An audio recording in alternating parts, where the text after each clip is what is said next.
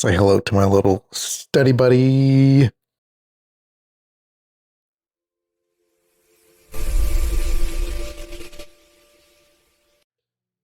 Hello. Welcome to Rooted in the Word. Week 6.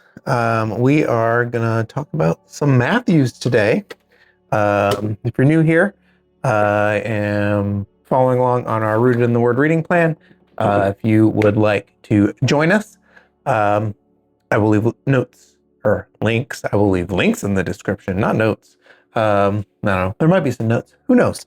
Anyways, I invite you to join us. Grab your copy, grab a Bible, and read along with us. Well, there's so much stuff going on. So this week we finished up Matthew. So we have this week covered the betrayal of Jesus all the way up through the crucifixion, resurrection, and the Great Commission here. So there's a lot to kind of talk about. And then after Matthew, we hop into Romans. This plan, we skip straight to Romans. So I'm interested to see where this leads us. So yeah, Judas betrays Jesus. Spoiler alert, if you haven't read it. They are at the Last Supper. Jesus makes an announcement to the disciples that are with him, all 12 of them. And he says one of them will betray him tonight. One by one, each of the disciples asked, "Is it I, Lord? Is it I, Lord?" And all the way around, Jesus's response to them was, "He who has dipped the hand in the dish with me will betray me. And the Son of Man goes as it is written of him, but woe to the man by whom the Son of Man is betrayed. It would have been better for that man if he had not been born." And then what I thought interesting was Judas's response. When he said, "Is it I, Rabbi?" Which shows his heart posture here. So the 11 other disciples asked, "Is it I, Lord?" And Judas asked, "Is it I, Rabbi?" So Rabbi just means teacher. So that shows his heart posture there, saying that Judas didn't have Jesus as Lord in his heart. He just saw Jesus as a teacher.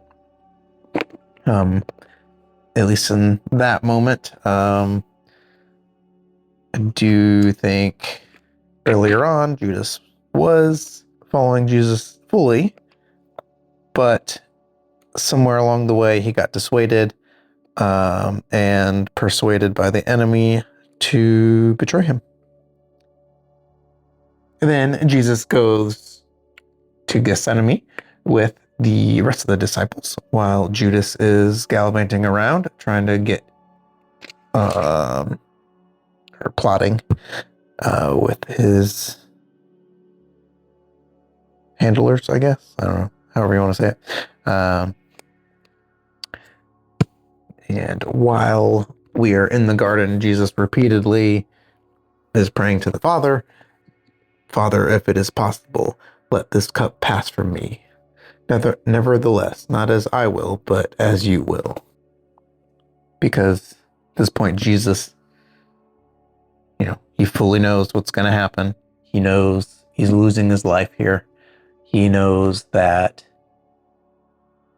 in order to fulfill what needs to be fulfilled, he needs to take on the sin of the world, which means he will be separated from the Father once the sin enters his body. And I think that's what he's mostly afraid of here, not so much the physical pain, the beating, the crucifixion itself, more the spiritual. He's going to be separated from God. and his sacrifice is the sacrifice for the world, all who believe. But he always, each of the prayers that he prays in this section, it's not my will, but your will be done. So he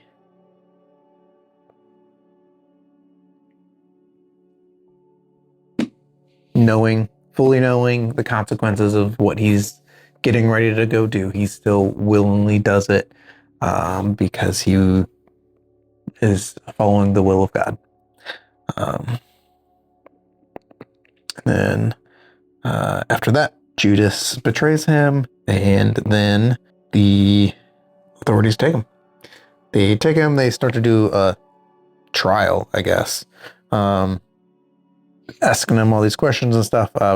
Jesus, at this point, once again, is just following God's will. He doesn't defend himself. He doesn't physically or verbally defending any of the accusations because he knows they're twisting words. Jesus remained silent. And the high priest said to him, I adjure you by the living God, tell us if you are the Christ of the Son. And Jesus is just like, you said so. I didn't say it, you said it, essentially. And then, the whole crucifixion happens. But one thing I thought was interesting in the crucifixion part is where it happened. Hill on the place called Golgotha, which means place of the skull. And what's interesting about Golgotha is that this is a historical place for two other significant events. One is that Golgotha is traditionally held to be believed where David buried the skull or the head of Goliath. So that is one interesting factor there. And it is also traditionally held to be where Adam was buried. So just kind of goes full circle there. So we start with Adam, the one who allowed sin to enter the world, basically the reason why everything's the way it is today. I'm not saying the world's all bad, but there's definitely a lot of bad in it. Then we get to David, where God, through God's providence, God makes the line of David, and Jesus is of the line of David. So this is a historical spot for his lineage all the way back from him to David to Adam. Jesus is called the second Adam. So as the first Adam brought sin into the world, Jesus comes and his sacrifice covers the sins of the world. So by the blood of Jesus, all sin can be forgiven if you accept Jesus. Follow Jesus with your heart. Accept him as Lord, not as Rabbi, as Lord. All that happens. Crucifixion happens. Jesus died on the cross, took on the sins of me, on the sins of you, on the sins of everybody, and by his blood, we have been redeemed through that. And at about the 9th hour, which would be 3:00 p.m. Modern day time, Jesus cried out, Eli, Eli, lema sabachthani. That is, my God, why have you forsaken me? Then he gave up his last. That's the moment everything happened in that moment. That's when the sins of the world entered him. That's when God turned his back because sin was in him at that moment. And that's when the redemption happened. And that's why it was so painful for Jesus in that moment. Like, I don't think he's recorded, at least not in Matthew. He's not recorded, but I don't think he's recorded to really have said anything at all while he was on the cross except for that. So that was his loud lament. Because that's when, for the first time in his life, he felt the full wrath of God, because sin had entered him. Up until that point, he was in deep communion with God. Then Jesus gets buried. One thing I want to point out here is that after he was buried, the Pharisees and all that they were worried. They said, "Sir, we remember how that impostor said while he was still alive, 'Remember, 3 days, or after 3 days, I will rise.' Therefore, they ordered the tomb to be made secure. So Pilate said to them, 'You have a guard of soldiers. Go, make it as secure as you can.' So they went and made the tomb secure by sealing the stone and setting a guard." So from what I could find, the smallest number of soldiers in a guard was 8. So they had at least 8 soldiers tasked specifically with guarding the tomb, making sure the Jews didn't break in and steal the body. I think that in itself is, or the fact that we still talk about Jesus when the most powerful country in the world is setting guards to secure it, to prevent grave robbing and prevent a big hoax and a big scandal. So the fact that we're still talking about it today is evidence itself that Jesus was real, Jesus died, and Jesus was resurrected. Because before and after Jesus, there were plenty of people claiming to be the Messiah that came. They built big followings. They died. Their followings died with them. History doesn't remember their names. Or the common people don't remember their names. Nobody's talking about them. Nobody is still following them. But we still follow Jesus. We still talk about Jesus. Even if you're not a follower of Jesus, you still know of him.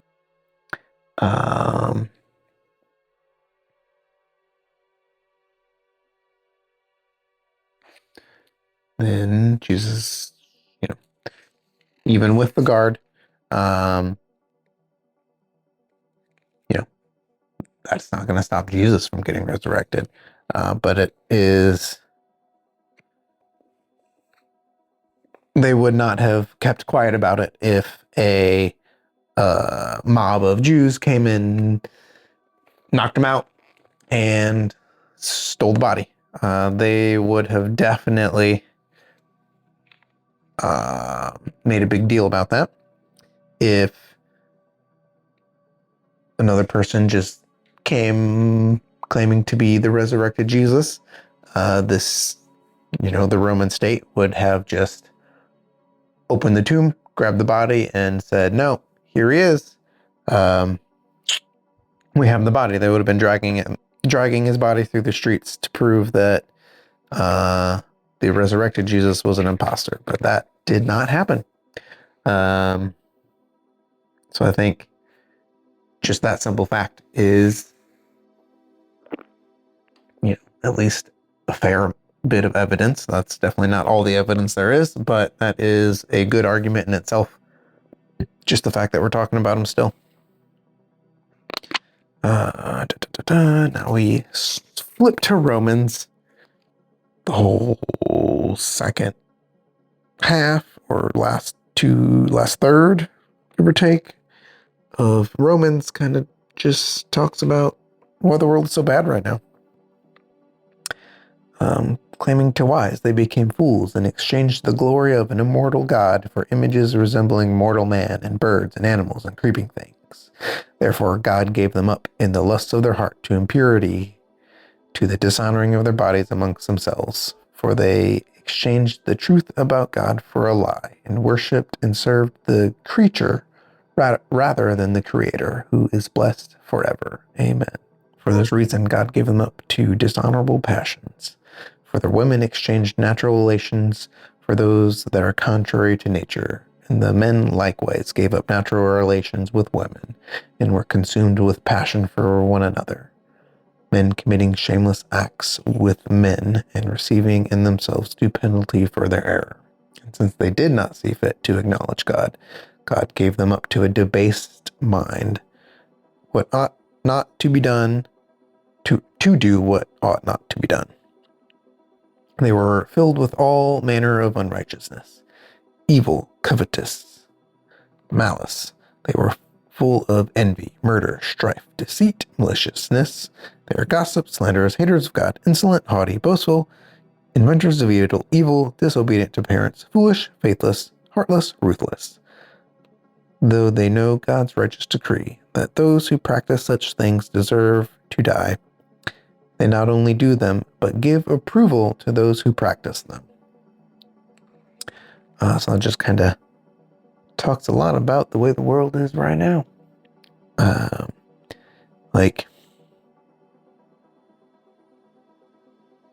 We just recently had big drop of the Epstein files, and that's kind of part of what it's talking about here. When we divorce ourselves from God and follow our own passions, it can lead to very dark things.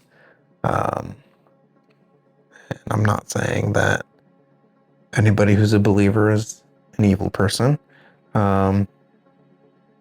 or that anybody who is a believer is a good and righteous person. There's plenty of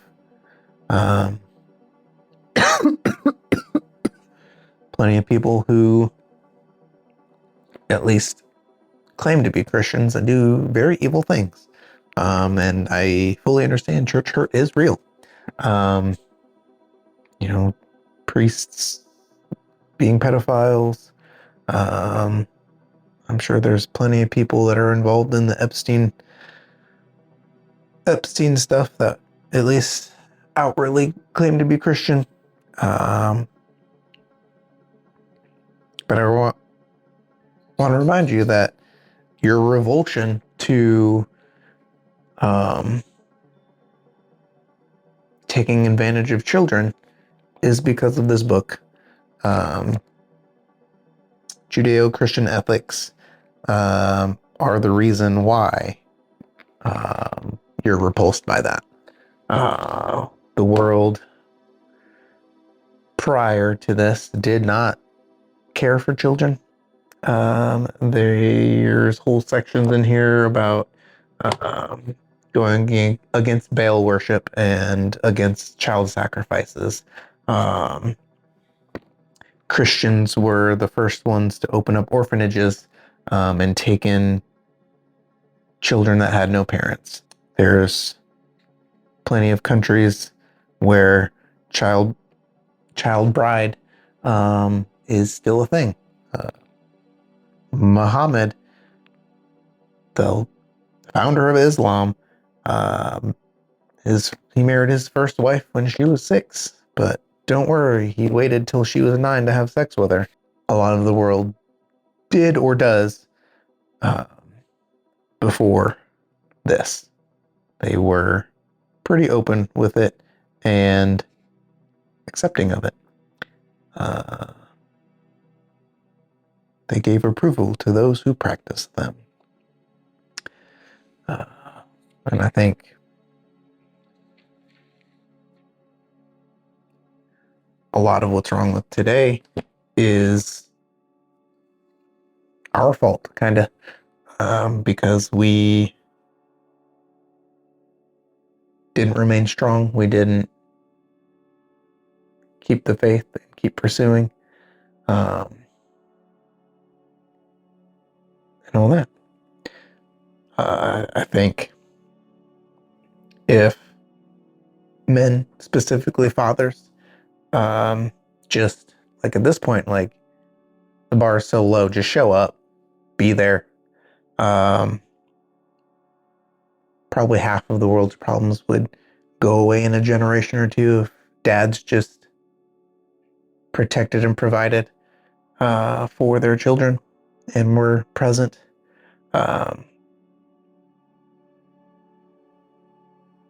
And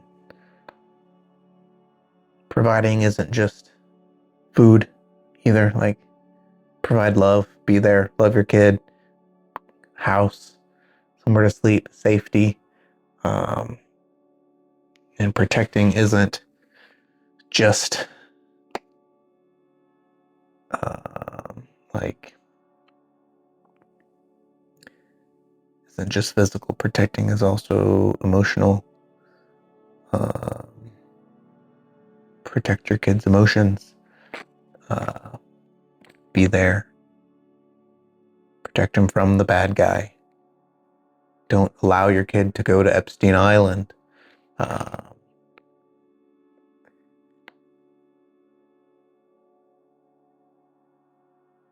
No. World's a messed up place sometimes, but we got to spread the light. Help where we can. Do the will of God. Spread it.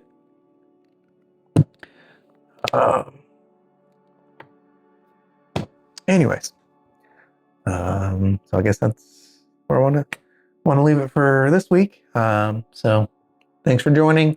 Come back again next week, and keep following on the reading plan. Go out, spread the light. Love God, love people. Have a good day.